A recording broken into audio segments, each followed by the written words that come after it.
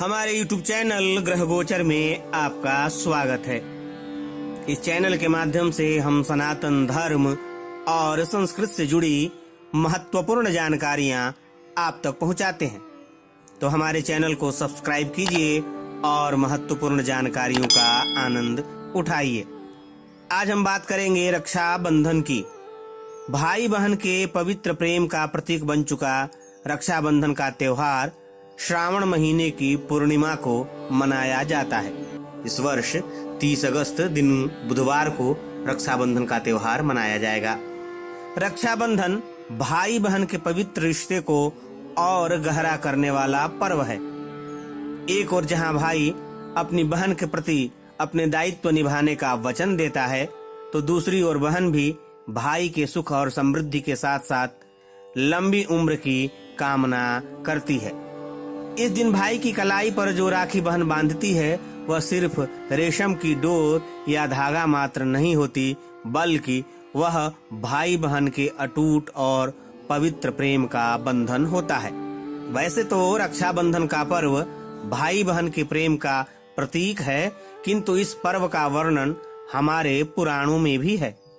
इस पर्व को मनाने की शुरुआत कैसे हुई, उसे जानने के पहले ये जान लेते हैं कि इस वर्ष रक्षाबंधन के लिए शुभ मुहूर्त कब है। इस वर्ष दिनांक 30 अगस्त दिन बुधवार को रक्षाबंधन का पुनीत पर्व मनाया जाएगा।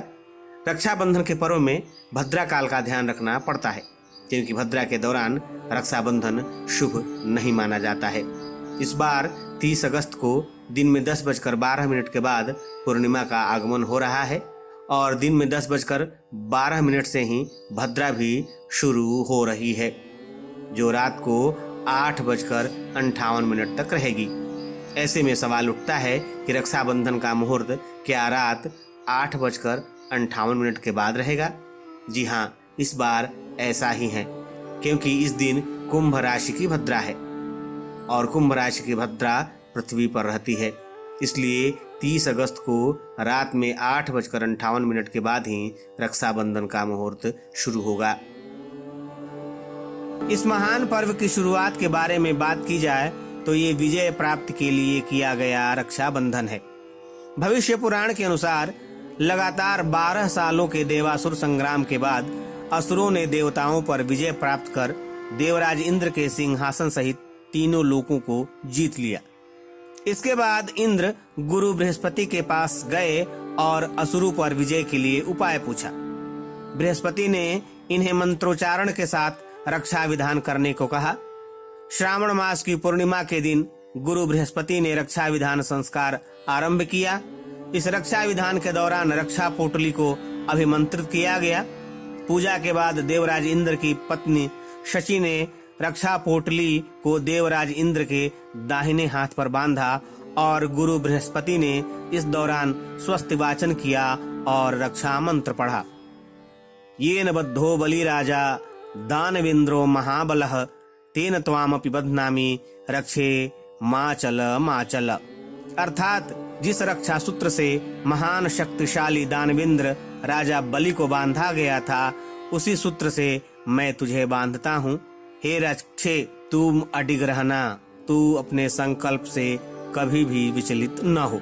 इस रक्षा पोटली की शक्ति से देवराज इंद्र ने असुरों पर विजय प्राप्त की और अपने राज्य पर पुनः अधिकार किया।